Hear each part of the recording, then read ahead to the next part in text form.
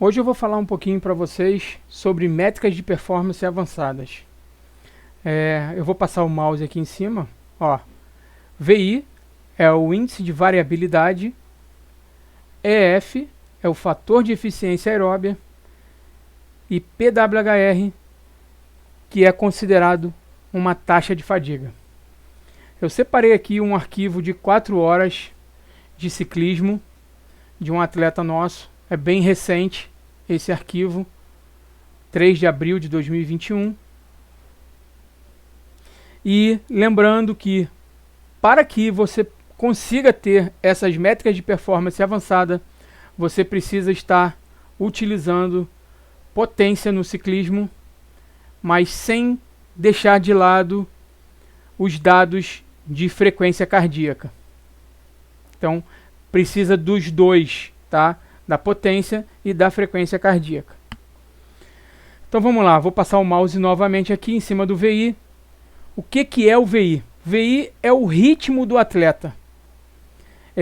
Esse atleta aqui, a gente vai estar falando sobre o Ironman Brasil, tá? Por quê? Porque o VI, ele é muito específico para cada tipo de prova. Para essa prova que a gente está falando, que é o Ironman Brasil, ele precisa ter um VI baixo, até 1.05. Seria um VI considerado bom para essa prova. O VI é o ritmo do atleta. Um atleta com VI baixo significa que ele é um atleta estável para uma prova dessa de longa distância. Com esse tipo de percurso, esse VI aqui está ótimo. Então, a gente já tem um número aqui já para esse Ironman, tá? Vamos para a segunda métrica, que é o EF.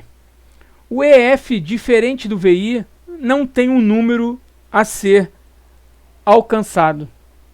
Quanto maior, melhor esse número aqui. Ou seja, ele não tem um valor ideal. A gente quer que esse número suba. Não serve para ser considerado, comparado entre atletas.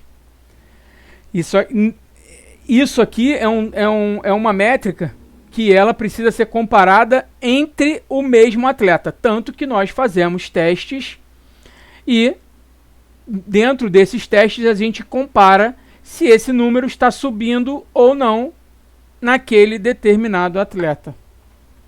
Eu vou dar um exemplo aqui de como a gente consegue ver o que é o EF, na verdade. O EF é a NP dividido pela frequência cardíaca.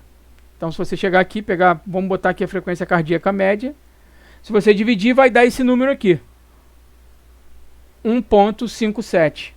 Então, o EF dele, aí vamos dar um exemplo aqui. Ele tem 200 watts. 200 watts com a média de 127 BPM. Se daqui a 2, 3 meses ele tiver com esse mesmo 127 BPM, com 220 watts aqui, esse EF dele aqui vai subir. Significa, isso tem uma grande influência no limiar dele. Significa que ele pode significar que ele está melhorando o limiar dele. Então, vamos para a terceira métrica. A terceira métrica é o PWHR. PWHR pode ser considerado uma taxa de fadiga. Aqui ela vai ser fundamental para a gente encontrar o alvo no ciclismo desse atleta.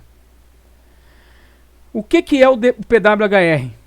O PWHR ele vai pegar esse arquivo aqui de 4 horas, vai dividir em 2, ou seja, joga 2 horas para cá, 2 horas para lá, como se ele pegasse esse arquivo aqui e dividisse ele no meio, aqui ó.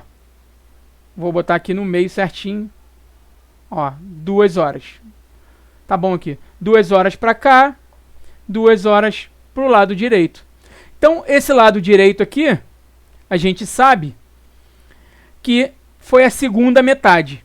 Então, ele vai querer saber quanto de dissociação teve nessa segunda parte, ou seja, nessas segundas 2 horas de treino, na frequência cardíaca dele, quanto a frequência cardíaca dele teve que subir para ele manter essa potência aqui, normalizada. Ele teve 2,29%. Até 5% é considerado um número considerado normal. De 5 a 10 é considerado um estado de alerta e acima de 10 aconteceu algum problema. Ou o atleta ainda está descondicionado. Depende da fase da periodização. Se ele estiver dentro de uma competição já, provavelmente ele teve algum erro aí de hidratação ou teve algum processo de desidratação que levou ele a esse estado de PWHR, a essa dissociação acima de 10%, né? E aí, provavelmente, ele não vai ter uma corrida com um padrão digno de um Ironman assim que ele acabar de entregar a sua bike. Com isso, a gente fecha essas 3 métricas de performance, que cada atleta precisa entender um pouquinho. A gente trouxe um pouquinho aqui o básico para vocês entenderem. E ficamos por aqui. Um grande abraço